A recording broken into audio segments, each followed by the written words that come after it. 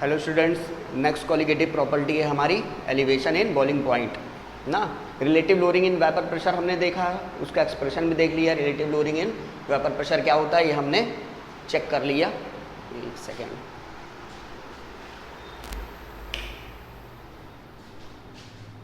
हाँ, तो relative lowering in vapour pressure में हमने देखा किस तरह से solute particle, number of solute particle मतलब mole fraction of solute particle depend करता है उसकी लोअरिंग में। वेपर प्रेशर देखो कम हो जाता है जब नॉन वोलेटाइल सॉल्यूट हम क्या करते हैं, सॉल्वेंट में ऐड करते हैं। भाई प्योर सॉल्वेंट जितना वेपर निकाल रहा है जब वो प्योर फॉर्म में है, अगर हम सॉल्यूट पार्टिकल डालेंगे तो हमने बताया ना, सॉल्यूट पार्टिकल डालते ही हिंड्रेंस, कुछ ना कुछ वेपर निकलने में हिंड्रेंस तो होगी, रुकावट तो होगी, रेजिस्टेंस कॉज करेगा, जिसके वजह से जितना वेपर निकलना चाहिए उतना वेपर नहीं निकलेगा, जिससे कि वेपर प्रेशर वहाँ पर क्या हो रहा था, कम। यहाँ पर भी अब देखो तुम्हारा नेक्स्ट जो प्रॉपर्टी है कॉलिगेटिव प्रॉपर्टी, ये भी सॉल्यूट पार्टिकल पर ही डिपेंड करेगी, हमारा elevation in boiling point.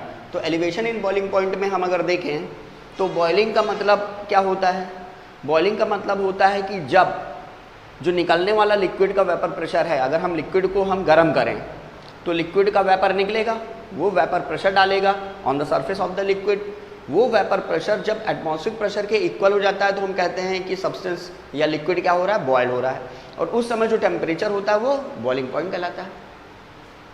Means the temperature at which the vapour pressure of the liquid becomes equal to the atmospheric pressure, that is 1 atm ना। हम लोग का एटमॉस्फेरिक प्रेशर कितना है, 1 एटमॉस्फेरिक प्रेशर है, 1 atm है। अच्छा, तो बॉइलिंग तभी होगी जब वेपर प्रेशर, निकलने वाला वेपर प्रेशर किसके बराबर होगा, एटमॉस्फेरिक प्रेशर के बराबर होगा। अब यहाँ पर कह रहा है कि अगर कोई सॉल्वेंट है, प्योर सॉल्वेंट है, तो उसका कुछ बॉइलिंग पॉइंट होगी, किसी समय उसका जो वेपर प्रेशर है वो एटमॉस्फेरिक प्रेशर के बराबर हो जाएगा। अगर उसमें हम कुछ नॉन वोलेटाइल सॉल्यूट पार्टिकल डाल दें, कुछ हम सॉल्यूट पार्टिकल डाल दें, सॉल्यूट पार्टिकल डाल दें, तो वेपर प्रेशर कम हो जाएगा। तो हमें पता है रिलेटिव लोअरिंग होगी, क्योंकि हिंड्रेंस फिर लगेगी तो वेपर हमारा कम निकलेगा, जिससे कि वेपर प्रेशर कुछ देर में एटमॉस्फेरिक प्रेशर के इक्वल हो पाएगा as compare to pure solvent. अगर प्योर सॉल्वेंट ले रहे हो तो जितनी देर में उसका निकलने वाला वेपर प्रेशर एटमॉस्फेरिक प्रेशर के इक्वल आएगा और बॉइलिंग होगी और बॉइलिंग पॉइंट मिलेगा। अगर हम कुछ नॉन वोलेटाइल सॉलिड सॉल्यूट डाल दें लिक्विड में तो वेपर प्रेशर थोड़ा देर में बराबर होगा एटमॉस्फेरिक प्रेशर के। इसका मतलब बॉइलिंग पॉइंट क्या होगी, बढ़ गई, क्योंकि ज़्यादा देर में बॉइलिंग हो रही है, ज़्यादा देर में बाद में, है ना, कुछ समय बाद जो है वो वेपर प्रेशर एटमॉस्फेरिक प्रेशर के इक्वल हो रहा है, तो बॉइलिंग पॉइंट कुछ ना कुछ क्या हो जाएगी, कुछ डेसिमल में बढ़ जाएगी। सपोज करो वाटर का बॉइलिंग पॉइंट 100 डिग्री सेंटीग्रेड है या 373 केल्विन है, उसमें अगर हम थोड़ा सा सॉल्यूट पार्टिकल डाल देंगे तो बट नेचुरल उसका बॉइलिंग पॉइंट, उस वाटर का बॉइलिंग पॉइंट, क्योंकि वो सॉल्यूशन बन गया, क्योंकि उसके अंदर क्या आपने डाल दिया है, कोई सॉल्यूट डाल दिया है, तो बॉइलिंग पॉइंट 100 ना होकर 100 पॉइंट हो सकता है, 100.012 या 100.1 या 100.2 ऐसा हो सकता है ना। 101 तक तो नहीं जाएगा, इतना ज़्यादा नहीं, या तो फिर उठा के खूब ढेर सारा आप उसमें सॉल्यूट डाल दें तब चेंज आएगा। बात समझ में आ रही है? तो कहने का मतलब कि बॉइलिंग पॉइंट कुछ ना कुछ क्या होना है, एलिवेट होना है, बढ़ना ही है, अगर हम सॉल्यूट पार्टिकल किसी प्योर सॉल्वेंट में डालते हैं तो। बात क्लियर है, ये बात इतनी बराबर है ना।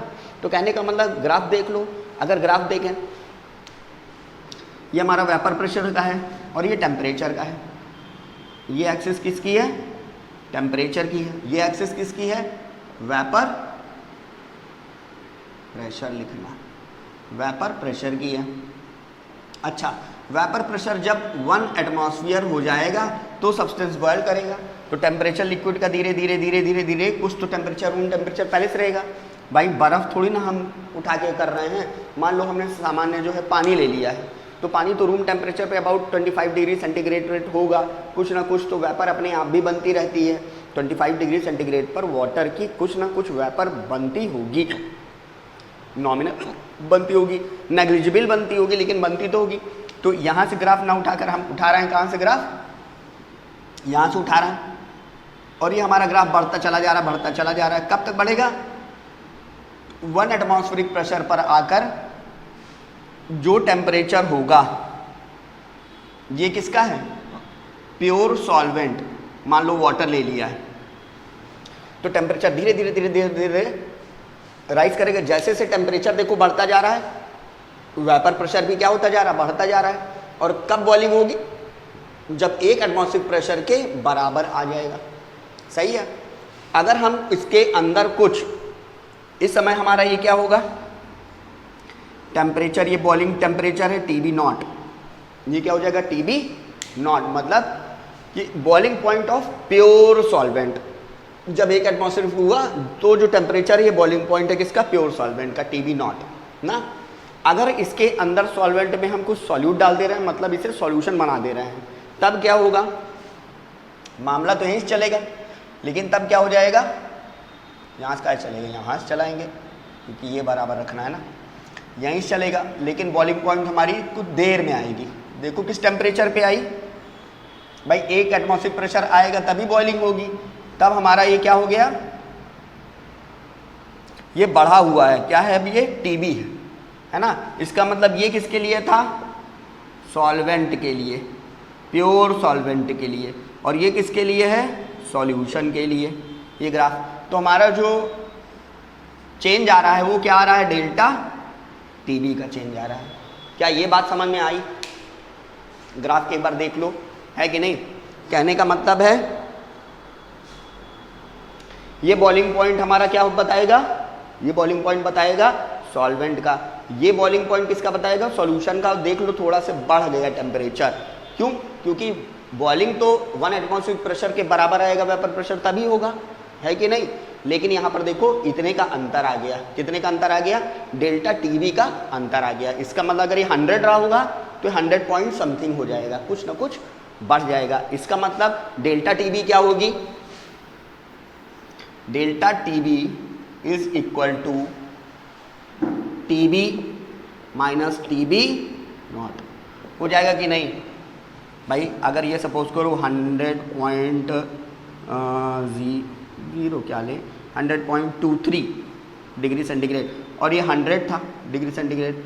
अगर हम वाटर का केस ले रहे हैं तो, और इसके अंदर कुछ सॉल्यूशन डाल दिया, अगर सॉल्यूट डाल दिया है तब ना, तो कुछ ना कुछ थोड़ा से क्या हो जाएगी, बढ़ जाएगी, क्योंकि वेपर क्या हो रहा है, देर में बन रहा है, तो देर में वेपर बन रहा है, क्योंकि हिंड्रेंस लग रही है सॉल्यूट डालने से, तो वेपर प्रेशर देर में इक्वल हो पाएगा, कुछ और हीट लेगा, कुछ और टेम्परेचर पर जाकर वेपर प्रेशर एटमॉस्फेरिक प्रेशर के इक्वल हो पाएगा। इसलिए देखो ग्राफ तुम्हारा शिफ्ट कर गया। ये ग्राफ किसके लिए बना है, सॉल्यूशन, किसके लिए बना है, सॉल्यूशन के लिए बना है। तो ये एलिवेशन हुआ कि नहीं हुआ, और ये किसके वजह से बढ़ा, ये जो एलिवेशन हुआ बॉइलिंग पॉइंट में किसकी वजह से बढ़ा, नॉन वोलेटाइल सॉलिड सॉल्यूट डालने के वजह से बढ़ा। सही है। अब एक्सपेरिमेंटली देखा गया, तो एक्सपेरिमेंटली तुम्हारा ये जो डेल्टा TB होता है ये किसके प्रोपोर्शनल होता है, experimentally it is observe that delta TB is directly proportional to small m, where small m is molality, not molarity, molarity कह रहा है, मोलैरिटी को क्या करना है, तुतरा लेना, मोलैलिटी, तो मोलैलिटी के इक्वल होगा। There is difference between molarity and molality. बात समझ में आई। तो डेल्टा TB किसके प्रोपोर्शनल हो रहा है, मोलैलिटी के। This is molality of the solution, small m is not the mass, it is molality of the solution. तो delta TB is equal to, अब प्रोपोर्शनल को इक्वल करना है तो एक हम क्या लगा देंगे, constant KB into small m। क्या ये बात समझ में आई है ना, where m is molality of the solution, KB is, अब KB क्या है, KB को और इधर लिख दें साफ, KB क्या है हमारा, दिख तो रहा है, KB is molal elevation constant, molal elevation constant, या इसको दूसरा नाम क्या बोलते हैं, इब्यूलियोस्कोपिक कांस्टेंट। इसीलिए इब्यूलियोस्कोपी कर रहे थे, इसको इब्यूलियोस्कोपिक कांस्टेंट, इब्यूलियो का मतलब कि बॉइलिंग से होता है और क्रायोस्कोपिक का मतलब वहाँ फ्रीजिंग से हो जाएगा। बात समझ में आई? तो K B is molar elevation constant, that is also called as ebullioscopic constant. हमारा एक्सप्रेशन क्या है? Delta T B, delta T B is equal to K B into M. K B यहाँ क्या है? मोलर एलिवेशन कांस्टेंट है। m is molality of the solution. Solution की molality का expression तुम आराम से लिख सकते हो, तुम्हें अच्छी तरह से पता है, हम लिख के दिखा दे रहे हैं। तो delta T B is equal to हो जाएगा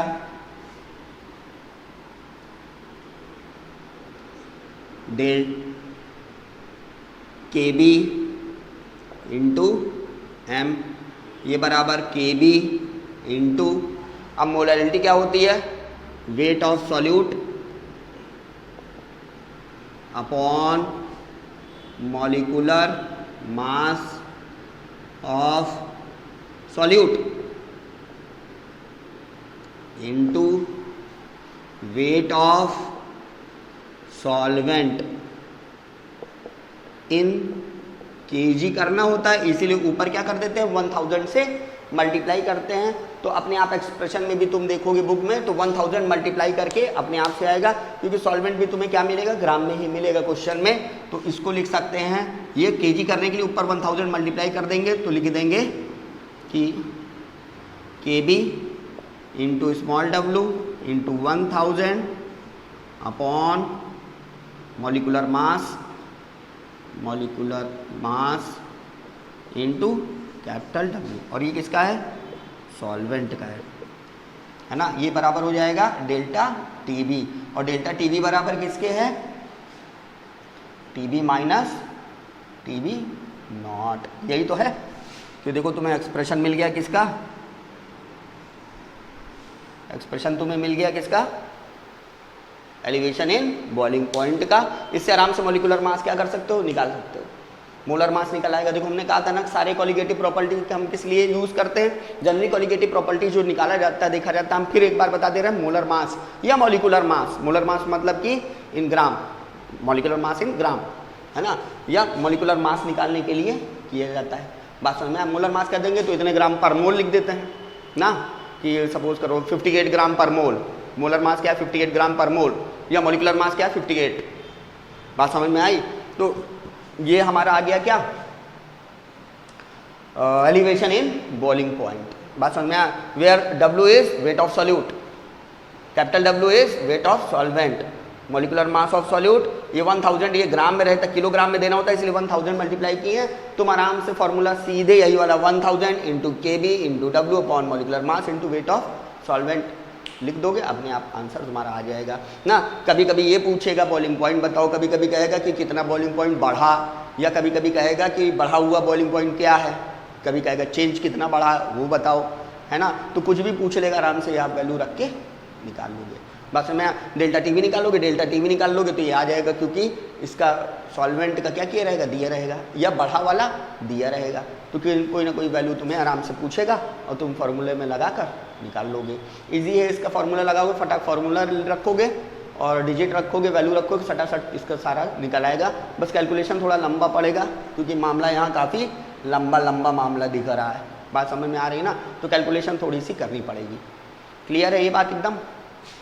elevation in boiling point, elevation in boiling point का मतलब डेल्टा टी बी इज बढ़ा हुआ boiling point minus pure solvent का बॉइलिंग पॉइंट कितना चेंज आ रहा है, that is change in temperature, change in boiling point, that is elevation in boiling point. और ये प्रोपोर्शन होता है किसके? मोलैलिटी के। मोलैलिटी प्रोपोर्शन होता है, इसको इक्वल करने के लिए हमने क्या लगा दिया? मोलर एलिवेशन कांस्टेंट ना, मोलर एलिवेशन कांस्टेंट या ebullioscopic constant, M is molality of the solution. अब इस एक्सप्रेशन में मोलैलिटी का हमने वैल्यू रख दी, मोलैलिटी फार्मूला हमने इलेबोरेट कर दी है बस, है ना।